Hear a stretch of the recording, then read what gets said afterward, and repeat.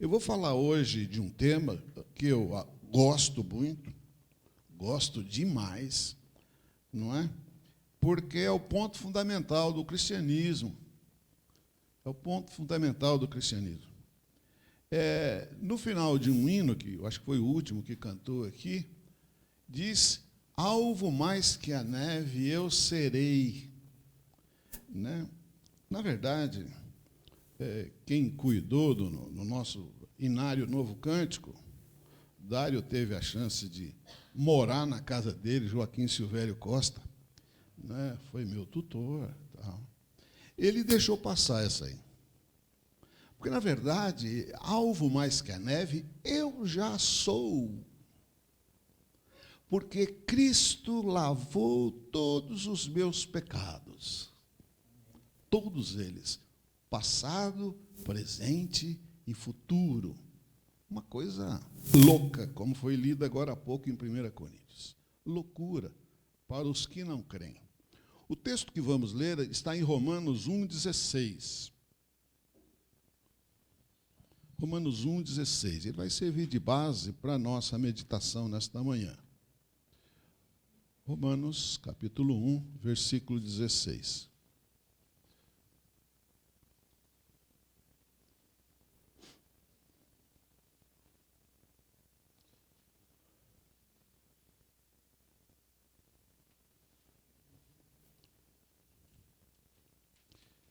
Diz assim: pois não me envergonho do Evangelho, porque é o poder de Deus para a salvação de todo aquele que crê. Pois não me envergonho do Evangelho, porque é o poder de Deus para a salvação de todo aquele que crê. Primeiro do judeu e também do grego. Essa é a chamada que nós temos aqui. Mas, na verdade, o Evangelho ele está firmado na cruz. E me faz lembrar uma situação que eu morava aqui. Eu era seminarista na igreja de Pinheiros, arrumei um apartamento na frente da igreja, já para trabalhar lá na igreja. E, domingo, eu saía com meu filho para passear ali, o meu mais velho, e eu me lembro que duas mulheres estavam brigando, porque na hora lá da missa que elas tiveram, Cristo crucificado está lá deitado, né, numa cruz, e ela estava brava porque tinha uma senhora que nunca vai à igreja, mas naquele dia conseguiu ficar o mais perto possível de Cristo crucificado. Eu fiquei olhando, elas estavam brigando por causa disso, por ficar perto de Cristo, aquele que está lá, aquela imagem crucificada. Eles valorizando tanto o sofrimento, e nós, por muitas vezes, somos levados, única e tão somente pelo sofrimento de Cristo na cruz. Os nossos hinos são levados para isso, as nossas igrejas são marcadas pela cruz, não é? São fora, dentro. Me lembro também de uma situação que tive que administrar na igreja onde Dário frequentou também, do Sidney, amigo dele, que ficou bravo, não é? Porque nós tínhamos uma cruz fora da igreja, e ele achava que isso era idolatria, ter uma cruz fora da igreja. Cheguei aqui, vi uma cruz aqui, não é? Então, a igreja cristã é marcada pela cruz, pela cruz. Quando nós olhamos para a palavra redenção, quando nós olhamos para o resgate, é algo que nos liberta os cativos. Mas nós, para entendermos o fato, o que realmente significa, basta olharmos para a vida e a pessoa de Jesus, para entendermos a redenção, para entendermos a cruz. A cruz foi o meio mais eficiente que Deus utilizou para ensinar ao homem o seu projeto de resgate do seu povo. Foi a forma que ele encontrou. Ela retrata exatamente o que ela se propõe, o que Deus pensa, não é? E o texto que foi lido pelo pastor Lucas, aqui de 1 Coríntios, capítulo 1, não é? que eu não marquei com ele para fazer a leitura, né? Só para os irmãos saberem. Não marquei com ele. Mas ele leu. É isso. Igreja, a noiva do Cordeiro, ela é zelada, moldada, cultivada por Deus. Deus tem um amor imenso. Ela é muito bem cuidada, e por isso nós devemos tomar muito cuidado com a vida da igreja. Muito cuidado. Zelarmos por ela.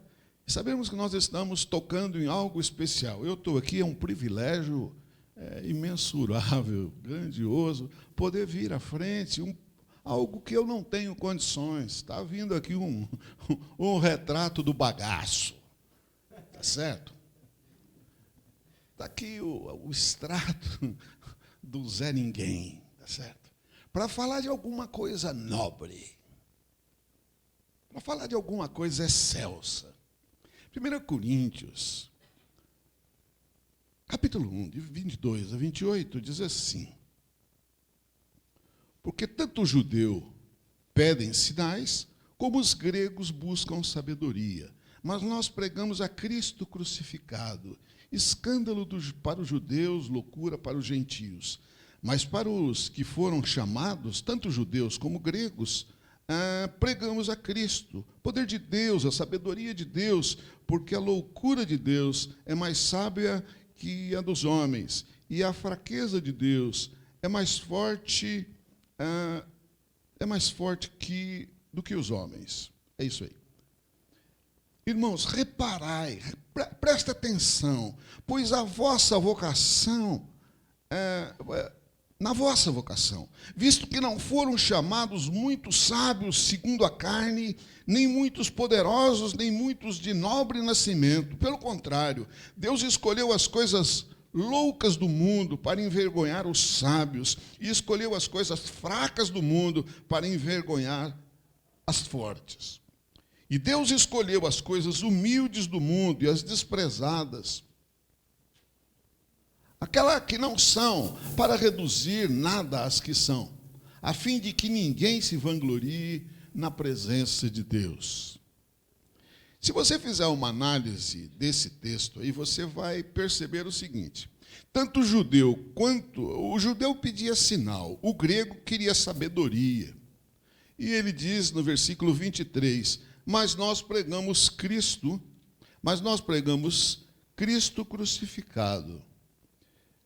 Escândalo para os judeus, loucura para o gentio. Ele veio com uma mensagem que não servia para nenhum dos dois, nem para judeu, nem para gentio, né? Ou melhor, para grego. Não tinha conversa para nenhum dos dois, porque para o judeu, o importante era ser destacado, ser de boa descendência. Não é? Então, para o judeu era isso. E para o grego é ser muito sábio. Jesus veio com a loucura da cruz. Veio com o projeto da cruz. Isso é loucura. O grupo de irmãos, o grupo de cristãos que servem a Deus, a proposta do Evangelho, ela é louca. Ela é louca. Nós não queremos ser que as pessoas façam bullying com a gente. Muitas vezes a gente não fala da cruz, porque gera no outro um desconforto enorme. Mas é só por ela. É só por ela. É só pela cruz. Os judeus, então, pedem algo visível, concreto, demonstração de poder. Eles queriam o reinado, autonomia total. Os gregos criam que a libertação viria pelo conhecimento filosófico. Agora, tanto judeus e gregos eles são oferecidos a loucura da pregação do esvaziamento do eu na cruz do Calvário, no Gólgota, no Monte das Caveiras. O Gólgota significa Monte das Caveiras. Então, Jesus está oferecendo isso. Jesus está oferecendo isso. E depois ele diz no 26, irmãos, reparai, prestem atenção na vocação. Para que vocês foram chamados? Vocês foram chamados, não foi entre os sábios, vocês estão achando que são sábios, não são. Diante dos homens, não são. Segundo a carne, que eram os gregos. nem muitos poderosos ou nobres de nascimento, que eram judeus, que batiam no peito, e essa grande luta de Paulo, as cartas ali, as cartas paulinas, de que o judeu achava-se dono da igreja, dono do rei, dono de todas as coisas, principalmente Deus era só deles. Deus escolheu os humildes do mundo, os desprezados, aqueles que não são, e mostrou isso para reduzir a nada aqueles que acham que é alguma coisa. Isso ele diz no 28, as que são. Aqui quer excluir totalmente a glória que nós aspiramos e cultivamos intimamente em nós. Então, nós precisamos todos os dias fazermos uma análise de o que nós estamos procurando na vida, a glória nossa ou a glória de Deus, a honra de Deus. Você está aqui, é um filho bom, um marido bom, né, um patrão bom, um empregado bom. Faz tudo isso para a glória própria, para ser aplaudido, ou para a glória de Deus. Um senhor, eu vou contar agora uma história de um senhor idoso. Ele entrou numa loja de perfumes caros. E ele, idoso, pegou um perfume, eram todos perfumes caros, mas pegou um que era o mais caro lá, e tomou um banho de perfume. Tomou um banho de perfume. Ninguém teve coragem de falar, para com isso. O homem era idoso. Todo mundo achava que poderia ser processado se fosse mexer com um idoso. Não é? Então, ninguém mexeu com ele, ele saiu todo cheiroso, passou bom perfume para a loja toda e foi embora feliz, sorridente, porque ele tinha feito a sua própria vontade, ele estava feliz, fez a sua vontade. Nós vamos ver isso, que não existe idade para isso, não existe idade para que isso venha à tona. Eu precisei resolver uma questão lá na Praça da Sé, e eu tenho um costume de observar por onde vou, se possível, um pouco aquele lugar. E fui ao cartório, era uma questão de documentação da igreja, fui lá e falei, eu vou engraxar o sapato. Uma coisa que a gente não faz, né? Engraxar sapato. Tenho um engraxate, sentei naquelas caixas que tem lá de engraxate, sentei e falei, aqui 10, 15 minutos vai ser um banquete para os meus olhos. Fiquei ali olhando a reação daqueles indigentes, transeuntes, pedintes. Vi coisas fora do comum ali. Mas uma delas foi interessante, é que tinha uma menina que morava ali na Praça da Sé, talvez 10, 11 anos. Ela entrou na fonte luminosa, lá naquela água, lá naquela poça d'água lá, mal cheirosa, tomando banho lá, tomando banho. E um policial foi tirá-la. Foi tirá-la. Ela saiu, mas saiu chutando o policial. Ele foi correndo, entrou na sua casinha, lá na sua guarita. Ela continuou chutando a porta da casinha. Aí depois eu disse, policial, mas o senhor não toma medida nenhuma? Ele falou, como é que eu vou pegar no braço, alguma coisa da menina? Não posso pôr a mão na menina. É uma criança. Da mesma forma como as pessoas não puseram a mão no idoso, também não puseram a mão na menina, em razão da lei dos direitos humanos. Mas tanto no idoso quanto na criança, irmãos, nós vemos uma manifestação da glória pessoal, da vontade pessoal. Eu queria destacar isso para você nessa manhã. Esse cidadão e essa criança, os dois manifestam aquilo que Davi disse, lá no Salmo 51. Eu nasci em pecado, e em pecado me concebeu minha mãe. Meu irmão, minha irmã, nós precisamos sair dessa. E o único jeito é a cruz. Quando nós vamos conversar com alguém, eu estou conversando com a igreja, é a minha primeira oportunidade que o pastor me dá aqui de eu poder ministrar a igreja, o começo da conversa é a cruz. Quando eu vou conversar com alguém na minha casa, parente meu, eu preciso saber se aquele cidadão, aquela cidadã passou pela cruz do Calvário. É o funil. É o funil. Se não passou, ele vem na carne. Se passou, ele vem de forma espiritual, quebrantado, crucificado. E eu acho que você sabe que crucificado não tem vontade própria. Não tem vontade própria. Crucificado, ele não consegue se mexer. Ele fala, mas ele... Por isso até Jesus está crucificado, queria água, foram lá e deram vinagre para ele. Porque ele não conseguia sair de lá. E o ladrão ainda disse, desce daí, desce daí. Crucificado não desce. Crucificado não desce. A nossa vida é de crucificado. É de crucificado. Vamos, então, direto às lições que a cruz ensina. Primeiro, o tempo não envelhece o homem. Ou melhor, o tempo envelhece o homem, mas só a cruz muda o caráter. Existe idoso que passa pela vida inteira, mas continua sem caráter. Esse da loja continuava sem um caráter cristão, sem um caráter humano, sem um caráter bem formado, maduro, embora tivesse muitos anos de vida. Então,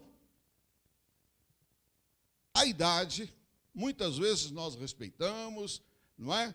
Devemos respeitar mesmo, mas ela não muda o caráter. A pessoa nasce em pecado, se não passar pela transformação, continua sem caráter. Pode ser avô, pai, tio, vizinho. Continua sem caráter de cabelo branco. O cronos, ou melhor, o tempo, ele enfraquece o nosso corpo, mas a alma continua travessa, rebelde. Agora a cruz anula o ego cheio de vício. O crucificado não tem vontade própria. A crucificação foi feita por nós e para nós. Não é um acontecimento isolado pelo tempo, distante há 2000 anos da gente. A crucificação não é isso. Quando nós olhamos a cruz, foi lá que Cristo morreu pelos nossos pecados. É alguma coisa distante? Pois é, eu vou mostrar para você agora, se você não pensou ainda, que lá é o nosso lugar. Lá é o nosso lugar. Lá é o meu lugar, é o seu lugar, é o nosso lugar. A crucificação foi feita para nós, por nós. Deus, em todos os seus atos, ele traz lições práticas para sermos edificados. Não como meros ouvintes, mas praticantes da palavra. Quando Deus manda o maná, ele tem um propósito de ensinar. Quando Deus abre o mar vermelho, ele tem um propósito em ensinar. Moisés passa aquilo que significava a morte, que era o mar vermelho, e vai para o outro lado, e depois eles começam a ser chamados de hebreus. Cristo veio, não mais no mar vermelho, não uma morte física, ele veio agora com um segundo homem, um segundo Moisés, eu poderia dizer para nós aqui, para passar não aquela água que afogava fisicamente, mas para vencer a morte. Então, as lições que Deus nos dá na sua palavra devem ser aplicadas, devem ser revistas, olhadas, para que nós observemos o que aprendemos naquele fato. Deus quer ensinar na cruz. Deus quer ensinar na cruz. O salmista Davi admitiu no Salmo 44, 22, diz assim: mas por ti somos entregues à morte continuamente, somos considerados como ovelhas para o matadouro. O apóstolo Paulo, por outro lado, na mesma linha de raciocínio, ele vem com essa verdade irredutível e repete novamente em Romanos 8, 36. Como está escrito, por amor de ti, está falando para Deus, somos entregues à morte o dia todo, fomos considerados como ovelhas para o matadouro. Isso sai da boca de Davi e depois sai da boca de Paulo, das cartas de Paulo. Na cruz acontece a morte do velho homem, e na ressurreição nós temos a vida. Ora, se não morrermos, não temos a vida. Se não morrer o velho homem, não obteremos a vida em novidade, viver em novidade de vida. Na cruz acontece a morte do velho homem. O velho perfumado, aquele da história que eu contei para vocês, tinha a sua carcaça perfumada, mas a sua alma continuava vigorosa, egoísta, buscando seus interesses na malandragem. Ele saiu bem, ele se achou o máximo, o esperto. É uma frase que o irmão conhece, alguns já conhecem. O mundo é feito de espertos, mas o reino de Deus é feito de sábios. O mundo é de esperto, mas o reino de Deus é de sábios. Vamos dividir o que é sábio e ser inteligente, para melhorar a nossa explicação. Inteligente é aquele que aprende com os próprios erros. Esse é o inteligente. Apanhou e agora ele ficou inteligente, ele não quer repetir. O sábio é aquele que aprende com os erros dos outros. Por isso que os cristãos são chamados de sábios, porque ele lê nas Escrituras as verdades e crê naquilo. Ele não precisa fazer a mesma coisa para incorrer nesse erro, para vencer, para ter os mesmos sofrimentos. Então, ser sábio, cristão é chamado de sábio por causa disso. É tido como sábio, biblicamente, por causa disso. Primeiro ponto que falamos, o tempo envelhece o homem, mas só a cruz muda o seu caráter. O segundo, a cruz mata a alma. O que é matar a alma? São os nossos sentidos, aquelas coisas que, quando nós levantamos pela manhã, é necessário crucificar o velho homem. Por quê? Porque a nossa alma, ela é antropófaga. O primeiro que aparecer na frente, nós queremos tirar vantagem. Essa é a direção normal da raça humana. É normal. Quer ver onde que eu tiro vantagem aqui? Quando o reino de Deus, ele precisa, aqueles que participam do reino de Deus, precisam assumir o seu lugar na cruz com Cristo. Por isso a palavra nos diz, quando ele for levantado no madeiro, atrairei todos a mim mesmo. É para lá que nós vamos. É para lá que eu vou, é para lá que você vai, todos os dias. Aquilo que lemos agora há pouco, quando Davi fala, quando Paulo fala. É para lá que nós vamos. Somos entregues à morte todo dia.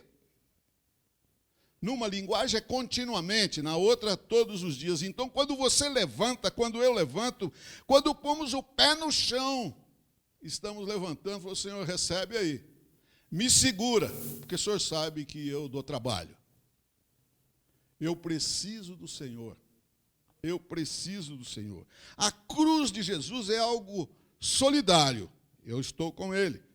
Para que, do mesmo modo, solidariamente, nós tenhamos vida em nós, a vida dele ressurreto. Esse exercício é diário, necessário, intransferível. Não dá para eu passar para o outro. Não dá para eu passar para o outro. Eu quero fazer um parêntese aqui para falar sobre isso. Os nossos filhos, a gente gosta muito deles. Né? Eu, pelo menos, gosto, com certeza aqueles que têm, não é? Gostam muito dos filhos. Eu procurei levá-los todos ao Calvário, dizendo, olha, eu gostaria de passar um caminho mais tranquilo para você, mas eu queria dizer o seguinte, meu filho, minha filha, ou eu tenho que ir para a cruz. Ou eu tenho que ir para a cruz. Não venha buscando os seus próprios interesses, porque você vai se dar mal. Então, nós devemos fazer isso diariamente. Diariamente. Ninguém pode e nem consegue realizar em nós se não for o Espírito Santo de Deus agindo em nós. O Otmani disse certa vez que crucificado significa fora com ele. Ele está querendo dizer o seguinte, que o ego precisa ser extirpado. Por isso Paulo diz, Não vivo eu, mas Cristo vive em mim. Nesse momento não tem palanque, não tem pódio, não tem aplauso, não tem vantagem própria, mas sim que a vontade de Deus se estabeleça. Por isso que Jesus disse, quando ensinando sobre o Pai Nosso, seja feita a sua vontade, assim na terra como no céu. É submissão direta. Um pensador inglês disse certa vez o seguinte: o cristianismo tem um segredo que nenhuma ideologia ou filosofia tem. Esse segredo é invencível. O segredo é: o tempo pode desgastar o nosso corpo, mas a cruz é que leva a nocaute o nosso eu. Enquanto eu e você não aprendemos isso, nós vamos viver patinando, não saímos do lugar, não crescemos, não evoluímos de glória em glória. Não evoluímos. Um terceiro ponto, terceiro e último, só a cruz resolve de uma vez por todas o problema. Só a cruz. Muitos defendem que educação, saúde, segurança pode tornar a vida humana tranquila e resolvida. Lembro de uma senhora que ela ia nas nossas reuniões de oração às quartas-feiras, ela não era da igreja, dava a sua oferta, às vezes muito grandes as ofertas, tudo, mas ela vinha e falava comigo: pastor, nós precisamos criar um condomínio só nosso, um condomínio só de cristão, um lugar onde fique só irmãos. Você já pensou isso, não? Já passou na tua cabeça ficar só com crente num condomínio?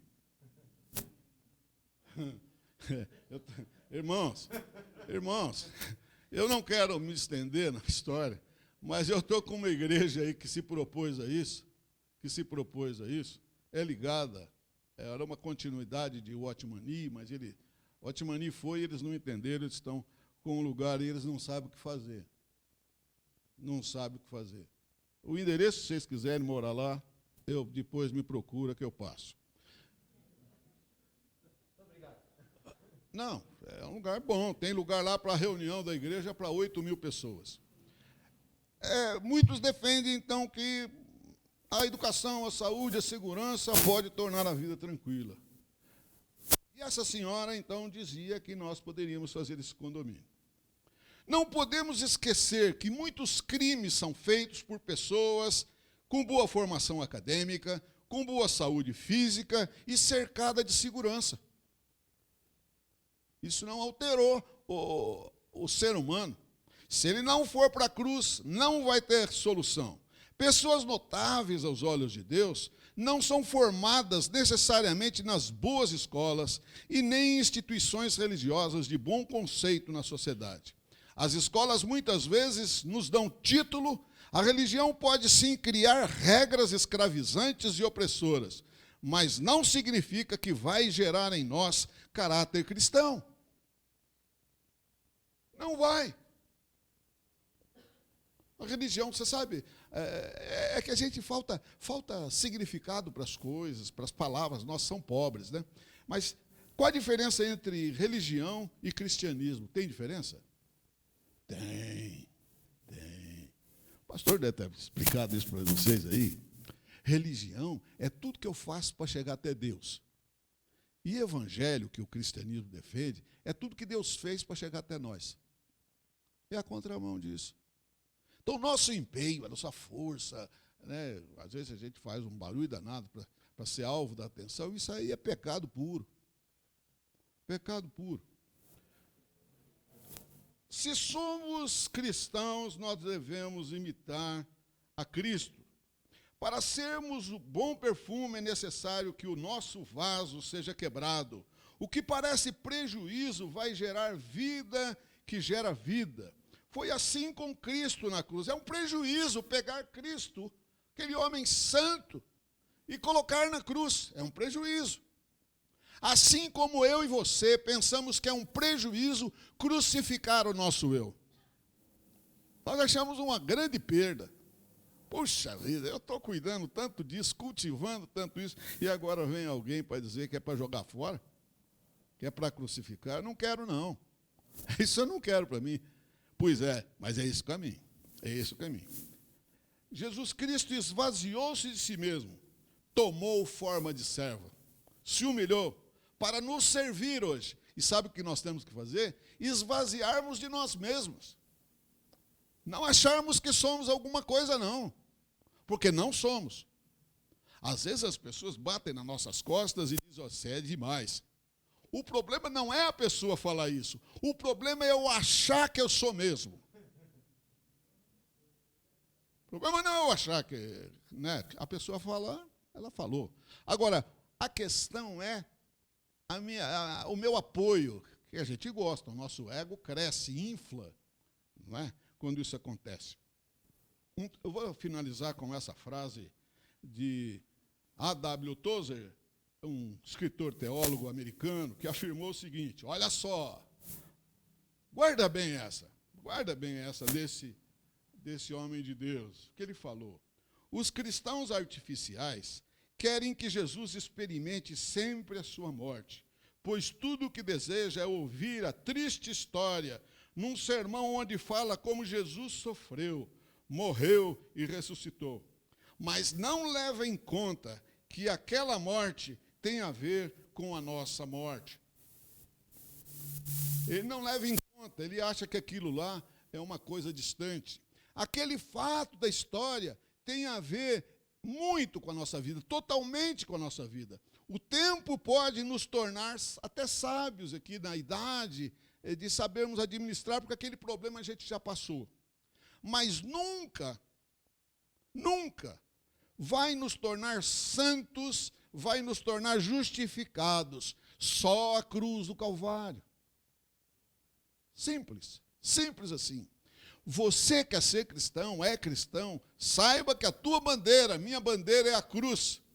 Por isso você canta, pois eu amo a mensagem da cruz. Pois eu amo a mensagem da cruz. É o emblema de verdade e dor. Mas um dia, em lugar de uma cruz, a coroa Jesus nos dará. Se não passar pela morte, não tem ressurreição. E se não passar por essa experiência de crucificar o velho homem, não vai ter novidade de vida. Que Deus, pois, nos abençoe, nos guarde, nos fortaleça. Eu só quero encerrar, que eu já estou me estendendo mais do que devia, não era a minha intenção. Romanos 6, de 4 a 8. Espero que você possa depois ler com tempo esse texto. 6, de 4 a 8. Pois fomos sepultados com ele na morte pelo batismo, para que, como Cristo foi ressuscitado dentre os mortos pela glória do Pai, assim também andemos nós em novidade de vida. Porque se somos unidos com ele na semelhança da sua morte, certamente o seremos também na semelhança da sua ressurreição. Sabendo isto, que foi crucificado com ele o nosso velho homem, para que o corpo do pecado seja destruído, e não sirvamos o pecado como escravos, porquanto quem morreu está justificado do pecado. Ora, se já morremos com Cristo, cremos que também com ele viveremos, sabedores de que, havendo Cristo ressuscitado dentre os mortos, já não morre. A morte já não tem domínio sobre ele. Pois quanto a ter morrido, de uma vez para sempre morreu para o pecado, mas quanto a viver, vive para Deus. Que Deus, pois, nos abençoe. Eu não trouxe uma mensagem doce, não trouxe uma mensagem doce, mas muitas vezes essa palavra pode nos fazer voltar para a cruz e lembrarmos onde é o nosso lugar. Voltarmos para a origem. Que Deus, pois, nos abençoe. Amém.